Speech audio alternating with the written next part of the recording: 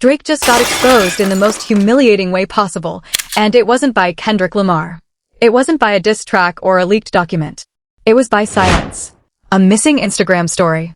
A chart position that never came. And a feature so lazy, so shockingly disrespectful, that even DJ Akademiks, the man who has carried water for Drake for years, had to get on his stream and publicly beg him to show some loyalty. If you thought the Kendrick Lamar battle was the lowest point of Drake's career, you have not been paying attention, because what just happened around the game's new album might be the most revealing 72 hours of his entire career. 2 words. That is all Drake gave the game on the No Breaks record. 2 syllables on the hook of the song that was supposed to be the lead single, the big statement, the record that would wake everybody up. And then it missed the global Spotify ranking entirely, while a Kendrick Lamar feature from the same window pulled in over 1 million streams in a single day. You cannot script irony this perfect. But stay with me, because the chart failure is only the surface. Underneath it, Akademiks is publicly crediting Kendrick Lamar for Drake's resurgence. Wack 100 is questioning where the loyalty went, and the game is on camera explaining his relationships with Kendrick, with Drake, with Dr. Dre. The one thread connecting all of it is a question nobody in that camp wants to answer out loud. Does Drake actually respect any of the people still defending him? Or are they just the last employees left standing in a building that's quietly emptying out? By the end of this breakdown, you'll understand why that missing post matters more than any diss track ever recorded. Let's get into it. So let's start with the record itself, because the numbers tell a story no spin doctor in that universe can rescue. No Breaks, the heavily hyped collaboration between the game and Drake, teased as the moment everything would snap back into place, pulled roughly 212,000 streams on arrival, and never cracked the global Spotify ranking. Now, let me be fair, because I know how the comment section works. 200,000 streams is not nothing. For most artists, that's a career day. But this is not most artists. This is Drake, the self-proclaimed chart champion, a man whose entire mythology is built on the idea that whatever he touches turns into a #1. And this is the game, a West Coast legend dropping his big album moment with the biggest feature of his recent career attached. That combination was supposed to be automatic. It wasn't. And here's where context turns embarrassing into brutal. In the same window, the Kendrick Lamar feature, the Good Flirts record, did 1.83 million first day. That is not a gap. That is one artist's guest spot doing nearly 9 times the opening damage of the others. Same week, same platform. And the reason this comparison is so poisonous is that his own fan base built the measuring stick. For 2 straight years, every Kendrick Lamar feature got reduced to numbers. Features don't count. Look at the streams. They turned guest verses into courtroom exhibits. So when the roles reverse, nobody gets to complain about the scoreboard. You built the scoreboard. You just never imagined losing on it. Now let's talk about the feature itself, because this is where the story goes from disappointing to genuinely strange. When the game announced Drake was on the album, the expectation was obvious. Either you get a vintage verse, the kind that reminds everybody why he ran the game for a decade, or you get something spicy, a few bars aimed at Kendrick Lamar that turn the song into an event. There were even rumors the two had been in the studio together that weekend. Not trading files. In the same room. And when artists of that size lock in physically, you don't book the studio and spend the night together to produce 2 words on a hook. That is not how sessions work. People were convinced a verse was sitting somewhere, maybe a remix, maybe something saved for the video. Then the record came out, and what Drake actually delivered was 2 syllables. No bars. No verse. A contribution so minimal that fans had to double-check the credits to confirm he was on the song at all. Think about what that communicates. The game has been, without exaggeration, the most loyal public defender Drake has had through this entire war. While others went quiet or switched sides, he stood 10 toes down on platforms, in interviews, on records. He caught stray after stray for it, let people question his West Coast credentials, his loyalty to his own city, all because he refused to abandon somebody he called a friend. And the repayment for 2 years of loyalty was 2 syllables and no post. Some fans joked that Lefty Gunplay had more lyrics on his Kendrick Lamar feature than Drake managed on this entire song, and the painful part is the joke is mathematically accurate. When punchlines about your work ethic are fact-checkable, the problem is no longer perception. It's output. And since we're being honest, let's talk about the song itself, separate from the politics. The game is a genuinely talented MC with 20 years of credentials, and nobody serious disputes that. But No Breaks is not the record. The hook is the kind of simple that can work, because plenty of massive records have simple hooks, but simple has to hit, and this one lands like a rough draft. To a lot of ears it sounded like a parody of a West Coast record rather than the real thing, uninspired, the kind of hook you write when you assume the feature will do the heavy lifting, which makes the two syllables hurt twice. The plan was clearly that Drake's presence would carry the record over the line. When the presence turned out to be a rumor with ad-libs, there was nothing left to carry it. Compare it to the energy on the Kendrick Lamar records from the same window, records that get real pops in real rooms every time they're performed, and the gap isn't just numerical. It's the difference between an event and an obligation. But the lazy feature isn't even the headline. The headline is what happened next, or more accurately, what didn't. The Game's album, the project Drake is literally featured on, the project he had to personally clear, dropped, and for days there was nothing. No story. No post. No caption. Radio silence from the same man who will post a stranger's freestyle if it fits his mood, who built a persona around being the generous kingmaker of the culture. 3 days. 4 days. Nothing. And this matters for a specific reason that makes the silence louder. Drake has spent 2 years publicly mocking other people for this exact behavior. He clowned artists whose albums didn't get posted by the people close to them. He turned the absent Instagram story into a punchline, a proof of disloyalty, a way to measure who really stands with who. That was his standard. He wrote the rule. Then the moment arrived for him to follow it, for the most loyal soldier in his camp, on an album he's personally on, and the story never came. And here's the detail that turns a bad look into a scandal inside his own house. It took DJ Akademiks on his stream, in front of his entire audience, to intervene. He didn't hint. He essentially issued a public call-out, telling Drake directly that the game deserved the post, that loyalty needed acknowledging, that he should throw the album up. He wrapped it in affection, said he loved him, framed it as respectful, but nobody watching mistook it. It was a plea.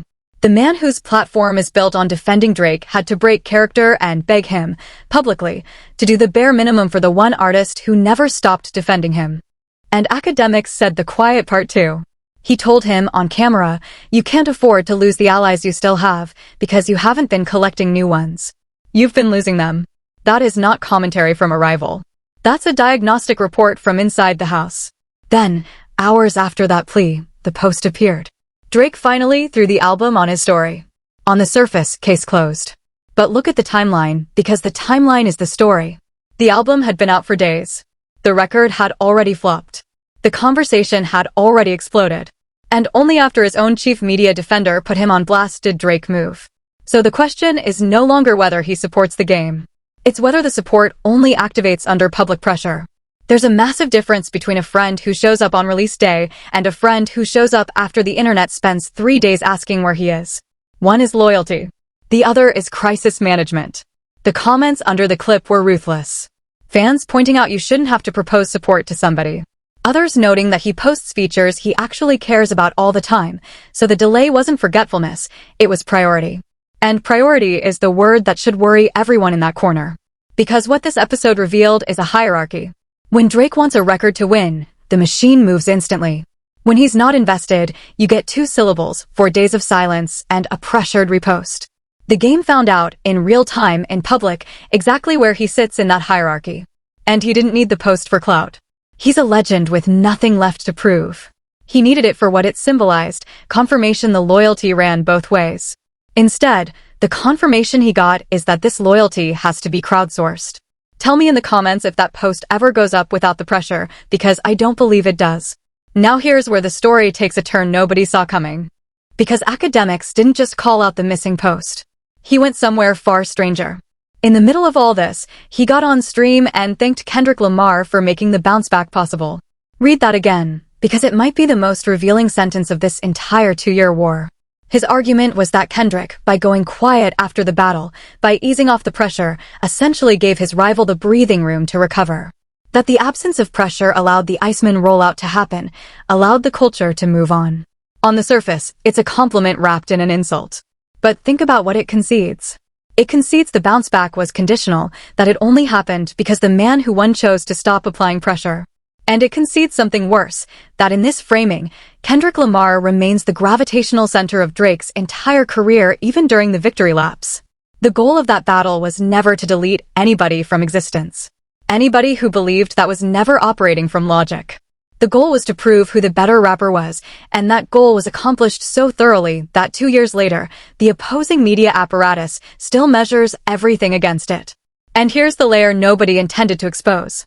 If Kendrick Lamar's silence is the main reason the comeback happened, then Kendrick Lamar is also the main driver of everything done since.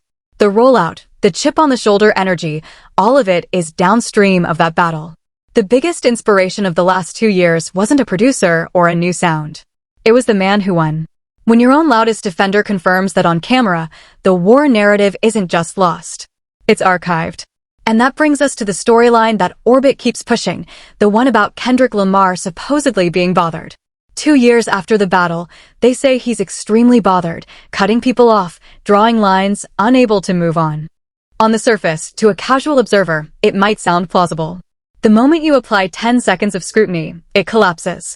Bothered people behave in recognizable ways. They subtweet. They spiral on live streams at 3 in the morning. Kendrick Lamar has done none of that. When he pops out, he's at amusement parks with his family looking completely and utterly carefree. When he moves, it's for stadium tours and Grammy stages, not comment sections. And notice the trick. The same voices spent 2 years insisting the battle was just entertainment, just a song, everybody should move on. That was the position when it was time to excuse the lawsuit and the stream meltdowns. But the second this man quietly decides certain relationships no longer serve him, disengagement becomes a scandal. Choosing peace becomes proof of obsession. You cannot spend 2 years screaming it was just a battle and then treat a man reorganizing his friendships like an act of war. Cutting off what no longer serves you isn't being bothered. It's being an adult. Now apply the same measurement to the other side. In 2 years, how much of Drake's output references Kendrick Lamar? Go through the releases. A staggering share contain a line, a jab, a subliminal on Wack's, on streams, in captions. He's taken shots at LeBron James, a man who cannot rap back, which tells you everything about what those shots are for. Bothered is when somebody lives rent-free in your discography. Bothered is dropping 3 projects worth of material trying to manufacture one moment that erases the memory of losing. And even his own side admits the strategy out loud. Dozens of songs thrown at the wall to get one record to stick for the summer. One record. That's not an unbothered king. That's a man praying something covers the stain. And we can't skip the legal chapter, because you can't understand the loyalty crisis without the credibility crisis that came before it. When the battle ended, Drake didn't recalibrate. He sued. He took a rap battle, the most sacred competitive form in the culture, and brought lawyers into it. Whatever the legal merits, the cultural verdict was instant. Hip-hop has one unwritten rule that survived every era: you handle rap beef with rap. The moment you escalate to a courtroom, you're telling the culture the pens failed you. And the fanbase knew it. The same voices screaming it was just a song suddenly had to defend litigation, and that contradiction never got resolved. If it was just a battle, you don't sue. If it was serious enough to sue over, it was serious enough to admit you lost something real. You can't occupy both positions, yet that camp has tried for 2 straight years, and the crack in that foundation keeps spreading no matter how many times they pain over it. No Breaks isn't a separate story from the lawsuit. It's the same story, what happens when you try to litigate and saturate your way past a loss instead of creating your way past it. The culture forgives almost everything except weakness and dishonesty, and it's been watching this approach fail in real time. Now let's get to the game himself, because while all this unfolded, he was on camera addressing everything. Kendrick Lamar. Drake. Dre. The whole web of relationships his career has been tangled in for 20 years. And what he said was fascinating, because it revealed how he sees himself in this story.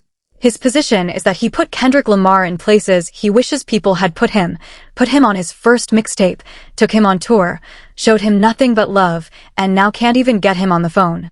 On the surface, a legitimate grievance from an older artist who helped a younger one and got frozen out. But examine the claim, because this is where it gets shaky. The game came into the industry with arguably the greatest launchpad any rapper ever had. Dre's cosign. Eminem in his corner. 50 Cent and the G-Unit machine at its peak writing hooks and executive producing. And you can measure that infrastructure's value simply. Listen to the work made with those people, then the work made after. So when he frames himself as the architect of Kendrick Lamar's early career, there's historical inflation happening. Yes, the tour placement mattered. But the reason artists wanted Kendrick on those tours wasn't charity. He was already the hottest young talent on the coast. That wave was becoming a tsunami whether anyone helped or not. Putting him on your tour was a favor to yourself, attaching your brand to the future. That's not mentorship. It's smart business, mutually beneficial, and the revisionism happens when 15 years later it gets re-narrated as a debt that was never repaid. And notice the pattern in how he talks about the two men. With Drake, it's warmth and history. With Kendrick, there's a persistent little brother undertone, a need to establish who came first. And that undertone, more than any single incident, is probably why the phone stopped ringing. Nobody at that level maintains a relationship where every interaction comes with a subtle invoice. And here's what the game either doesn't understand or won't say out loud. Relationships in this industry don't die from one incident. They erode. And in his case, the erosion has been public and mostly self-inflicted. Start with the obvious. You cannot have Wack 100 as the loudest voice attached to your name and act confused when people keep their distance. Wack has spent years on big platforms taking shots at Nipsey Hussle, a man not here to respond, whose family carries that grief daily. Whether the game agrees is almost irrelevant, because in this industry you are your management. When your representative disrespects a fallen legend, doors close. Not from malice. From principle. Then there's the move to trademark the prolific name for a label after Nipsey's passing, optically catastrophic, indefensible even by people who wanted to defend him. Then the flip-flopping, the thing that makes engaging with him feel like a trap, the same artist saying he rocks with you on one line and doesn't on the next, sometimes in the same song. So when he stands in a room asking if anyone can say he hasn't been real since the day they met, the silence isn't proof of loyalty. It's proof the people who could answer honestly aren't in the room anymore. And the quote that should concern everybody is the one about holding his tongue for nobody, saying what he has to say because the worst that can happen is the inevitable. That's defiant. It's also a confession. It tells you that in his personal math, being heard matters more than being connected. Live by that math long enough, and you end up exactly where he is. Talented. Historic. Standing outside doors that used to open automatically. And the tragedy is that none of this required a diss track to fix. It required a phone call, a closed door, and a version of this conversation that never made it to a camera. Now, let's address the question at the center of the game's entire grievance, the one everybody keeps dancing around. Why did Kendrick Lamar actually step back? Because it wasn't random, and it wasn't petty. According to multiple third parties who've spoken around the situation, the line got crossed when Drake was brought down to Compton, into Kendrick's own city, in the middle of everything, and the optics of that move said what words didn't have to. Now, to be clear, none of this comes from Kendrick directly, because nothing ever does. Until he speaks on it, all of it is speculation. But it's speculation that fits the pattern perfectly. This is a man who has never once policed who anybody works with. People around him have collaborated across every line in this industry without a word from him. So the idea that he froze anybody out over a simple feature doesn't match a decade of documented behavior. What does match is a boundary being drawn after something felt like disrespect on his own soil. And there's a difference between those two things that matters. One is control. The other is self-respect. And the people screaming that he's bothered have never been able to explain why a bothered man's response to betrayal is silence instead of shots. Bothered people escalate. This man just quietly closed a door and went back to breaking records. That's not a grudge.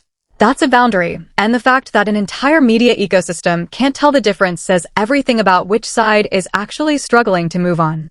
And since Akademiks invoked it during his plea, we have to dismantle the other narrative that snuck into the story, the claim that Kendrick Lamar doesn't support artists. This came up when Akademiks told Drake to post the album and not do, his words, what the other guy does. The implication being that Kendrick never shows love to the people around him. And it's a bizarre claim, because it evaporates the second you check it. This is a man who has posted other artists repeatedly, who put Mustard and Schoolboy Q on the biggest stages in the world, who handed features to underground names like Lefty Gunplay and turned them into national conversations overnight, whose entire last album functioned as a showcase for West Coast talent that the mainstream had never heard of. That is not an artist who doesn't support people. That is an artist whose support is so valuable it mints careers in a single verse. Meanwhile, the counterexample being held up as the generous one just had to be publicly begged to post an album he's featured on. The projection is staggering when you lay it flat. One camp built a mythology of generosity that collapses under a 4-day delay and 2 syllables, while the other camp's actual documented behavior, the tours, the features, the platform sharing, gets memory hold because it doesn't fit the script. And here's the tell that the people pushing the narrative know it's false. They never compare behavior. They compare volume. Who posts more, who talks more, who performs friendship louder. Because the moment you compare outcomes, who actually elevates the people around them, who actually changes lives with a cosign, the argument dies on contact. Which brings us to the last mythology that needs to be put down, the one that underlies this entire saga, the claim that Drake made everybody. That the features were charity, that the tour slots were gifts, that every artist he ever touched owes him a lifetime of loyalty in repayment. It's the most repeated claim in this whole ecosystem, and it's the easiest to dismantle. The Migos were already destined to become the Migos. That Tuesday record was a smash before the remix ever touched it. Every artist who ever got the cosign got it because they were already moving, already hot, already a wave somebody smart wanted to stand next to. These were mutually beneficial business decisions, every single one, and there's nothing wrong with that. That's how the industry works. The problem only starts when smart business gets re-narrated years later as personal generosity, when an invoice gets written for something that was never a favor. And you can see the damage that mythology does in real time, because it's the exact frame the game used about Kendrick, and it's the exact frame being used on the game right now. He earned that feature. He earned that post. Not because of history, not because of favors, but because he showed up and defended a man for 2 years at real cost to himself. And when the answer to 2 years of loyalty is 2 syllables and a pressured repost, the mythology isn't just wrong. It's exposed as a one-way street that was never going to run in both directions. And before we close, let's spend a moment on the question that still hangs over this entire episode like smoke that won't clear. Where's the rest of the music? Because if the rumors are true and these two were actually locked in a studio together that weekend, then 2 syllables cannot be the whole story. Sessions between artists at that level don't produce a hook and a handshake. They produce folders, records, options. So either there is a verse sitting on a hard drive somewhere, being saved for a remix or a video or a moment that may never come, or the session genuinely produced nothing more than what we heard. And both possibilities are damning in different directions. If a verse exists and it was withheld while the lead single flopped on the global chart, that's a strategic failure so large it borders on sabotage of your own allies' rollout.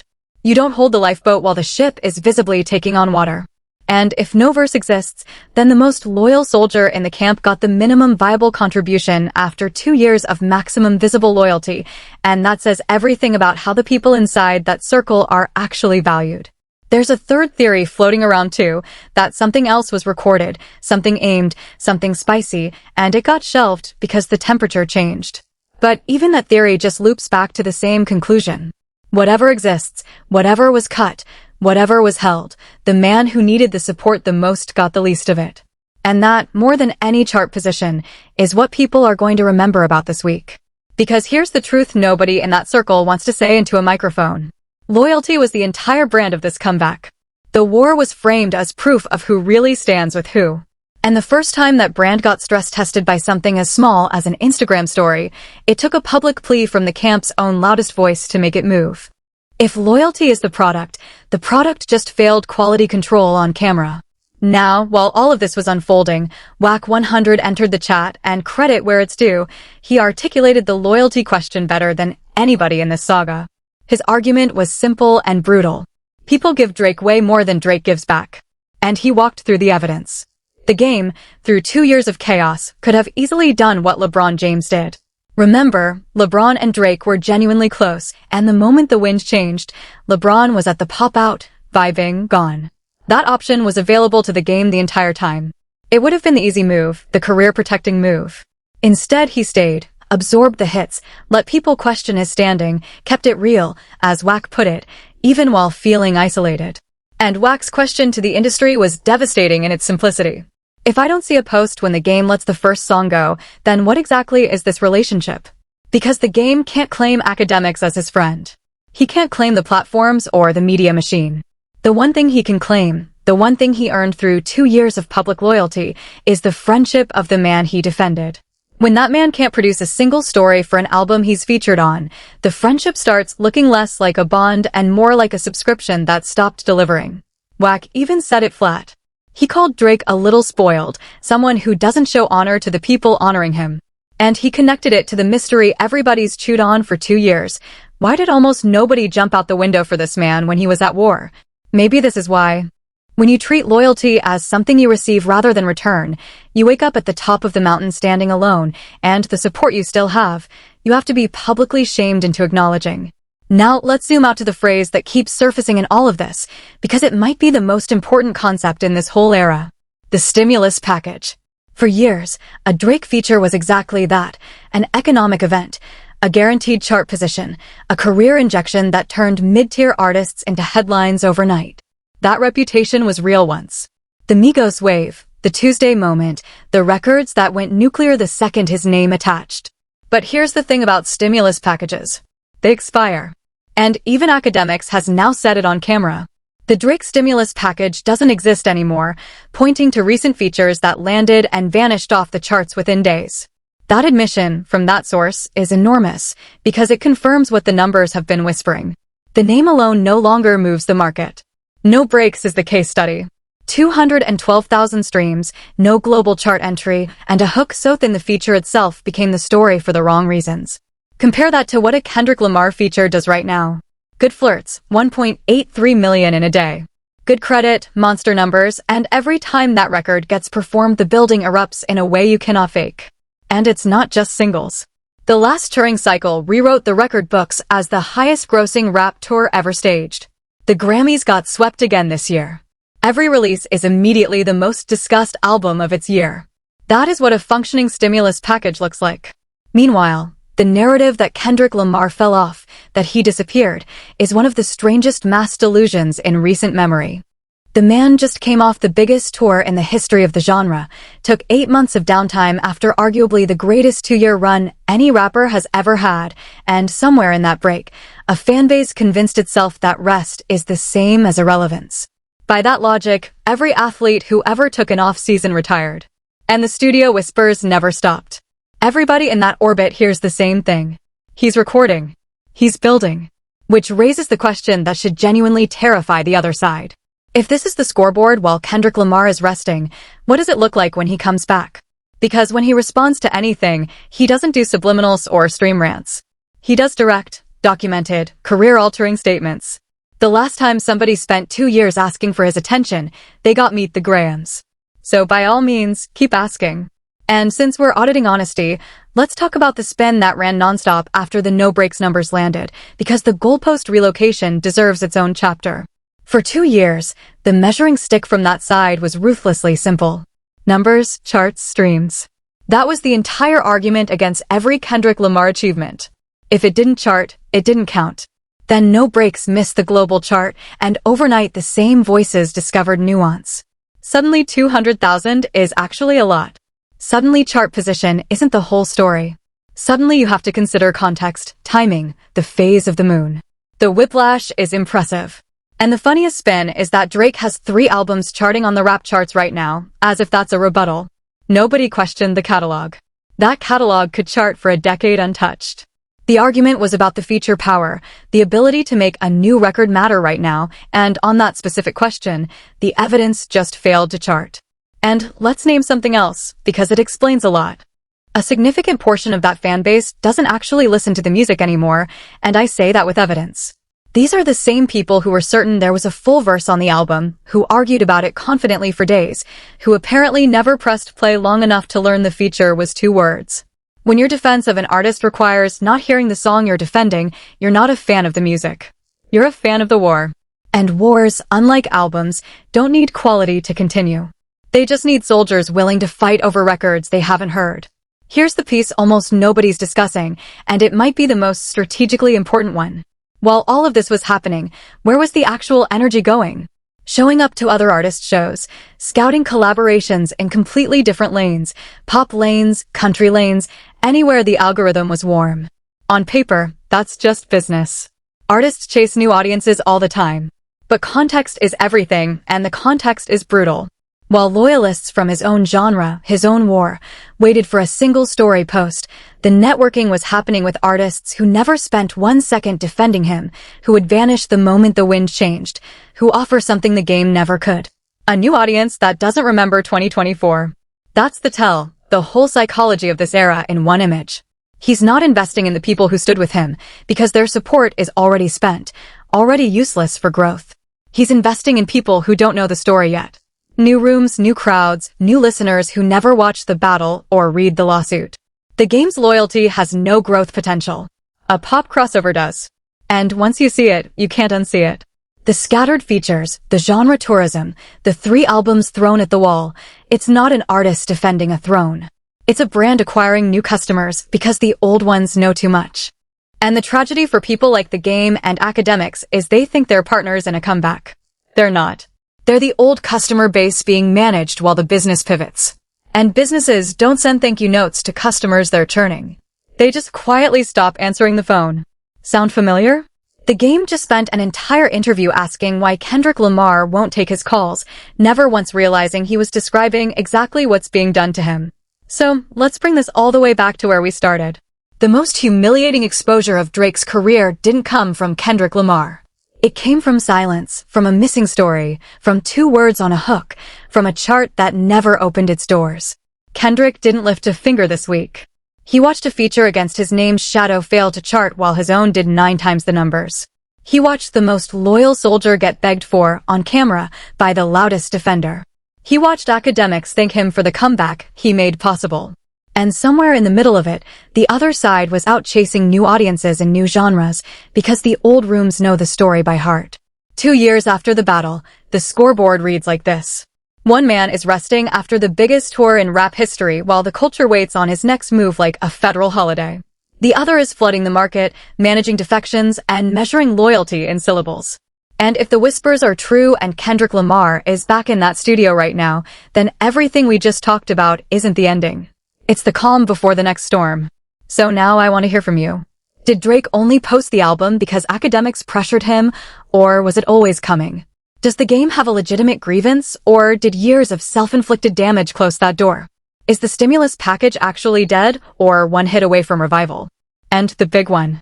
When Kendrick Lamar finally drops, does this entire conversation become a footnote overnight? Get in the comments and let me know where you stand, because I read every single one. If this breakdown earned your time, hit the like button, subscribe, and turn on notifications, because the way this story is moving, the next chapter could drop any day. And trust me, when it does, you're going to want to be here. Because what we're watching right now, with the missing posts, the 2 syllables, the forced loyalty, all of it, is not the collapse. It's the countdown. I'll see you in the next one.